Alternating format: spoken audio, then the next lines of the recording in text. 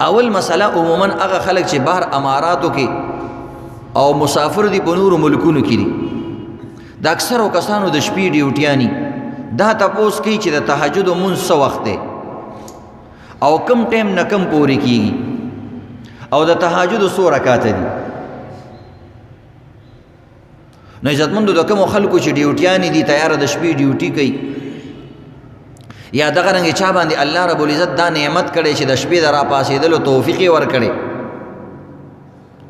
نو یا کوم انسان له د شپې خوب نه ورځي یا کوم انسان د شپې نه وخت ود کیږي د سوزر د وجنه، نو هغه ته پدې کې یو لوی موقع ده. د تهجد مونږ پیغمبرانو باندې لازم او اولیاء کرام او نیکانو خلقو بداسې کول لکه د فرض مونږ پشان، یعنی نه به پرې غوستو او چې پدې پاتې شو جړلې به. او دغه خصوصي وخت په دغه وخت کې د الله رب العزت رحمتونه ډیر متوجي وي.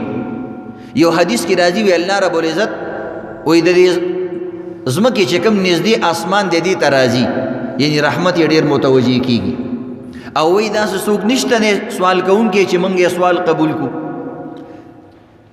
دا څوک غوښتون کې نشته چې زمونږ نو غواړي او مونږ ولور کو، دا څوک حاجتمند نشته چې مونږ ته سوالو کې او مونږه حاجت پوره کو. دیو جن چې کوم انسان وای چې زما دعا زیاته قبول شي هغه د شپې دعا کوي، دغه دعا باندې الله ډیر خوشحالي کی. نو د تهجد مونږ څو رکعات دي؟ د تهجد مونږ د 2 رکعاتو نه والا تر د 8 رکعاتو پورې دا د تهجد مونږ دی. 2 رکعات انسان کولی شي، 4 رکعات هم کولی شي، 6 کولی شي، 8 کولی شي. په نفلونو کې د تهجد مونږ ته د ټولو نه زیات ثواب حاصل دی. نو دا یو لوی عبادت دی. 4 رکعات هم کولی شي، 2 رکعات هم کولی شي، خو 2 رکعات مونږ بهتري په نفلونو کې.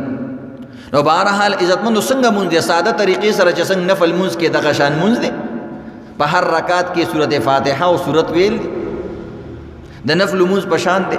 نیت د نفلم کولې شي، د تهجدم کولې شي. 2 رکعات تهجد مونږ کوم دام صحیح ده، او چې د شپې را پاسې کې 2 رکعات نفل مونږ کوم دام تهجدي، د شپې مونږ بس تهجدي. عائشہ رضی اللہ تعالی عنہ فرمائی نبی علیہ السلام با رمضان او غیر رمضان کې د 11 رکعات تمونس کو د شپې.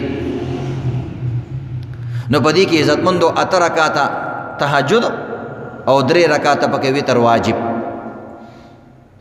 نو دې طریقې سره د وتر اصل وخت دا د بهترین وخت چې انسان تهجد لرا پاسيږي او په ځان باندې د بیداری یقین وي، نو د تهجد نه بعد کول پکار دي.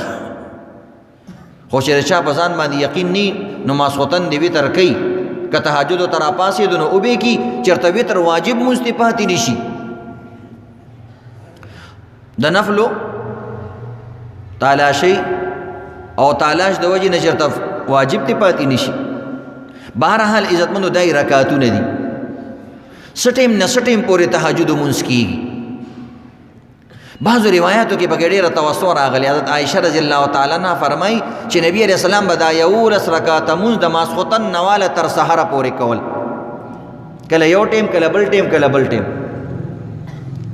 خدایان لري عزتمندو د هر عمل د پاره یو بهترین وخت وي چې زیات ثواب پکې ملایويږي، یو دا غینه لکم ثواب والا ټیم. نو د تهجد بهترین وخت او افضل وخت او راجح وخت هغه د شپې اخیری حصہ ده، چې شپږو حصو کې تقسیم کې اخیری شپږم حصہ. مثلا 6 غنټې شپه ده، نو اخیری یو غنټه. د سحر اذانونو ته نږدې، یعنی د سحر ټیم چې داخلي کېږي ته نږدې وخت کې تهجد کول ډیر افضل لري، فضیلت لري. موږ چې ورته د پېشمنی ټیم وایو، څوک ورته پیړ شامې وایي، څوک ورته پېشمنی وایي، سحری ورته وایي. دغه ټیم کې د تهجد مونځ کول زیات ثواب لري. وجه دا د عزتمندو دغه ټیم کې سحر مونځ نږدې وي، نو تا نه سحر مونځ هم قضا نشي، د هغې اهتمام هم وشي او د تهجد اهتمام هم وشي. د دغه وخت ډېر فضیلت راغلی. البته یو انسان مثلا بعضی کسان دا وایي چې اوده شوی نه وي او راپاسې او بیا د تهجد مونځ کوي نو دا تهجد نه دي. بعضی کسان وایي د تهجد دپاره خوب لازم دی.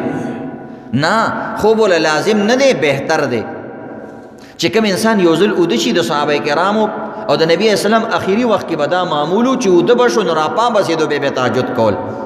او کله ناکله نبی علیہ السلام د خوب نه بغیر هم کړي دي. نو د دې وجې نه چې د کومو خلکو عذر وي، مثلا ناوخته پورې ډیوټي ده، یا یو سړی دی بیمار دی، یو ښځه د خوب نه ورځي، یا مثلا کار خدمت کې لګیا د ناوخته شو، یا سټډي کوي، یا بل داسې څه عذر د وجې نه انسان اوده نه شو او د شپې رحیان شو چې د تهجد ټیم دی، نو د بغیر خوب کولو نه هم تهجد مونځ کولی شي. او چې کوم انسان افضل باندې عمل کولی شي هغې باندې د عمل وکړي، چې نشي کولی نو بعض عالمان وایي چې انسان د ماسخوتن مونځ وکړي، د هغې نه پس یو 2 رکاته 4 رکاته وکړي، الله دلم ادنا د تهجد ثواب ورکوي. یو اعلی تهجد دی، یو ادنا تهجد دی، په دې کې هم د ادنا تهجد ثواب ملاویږي.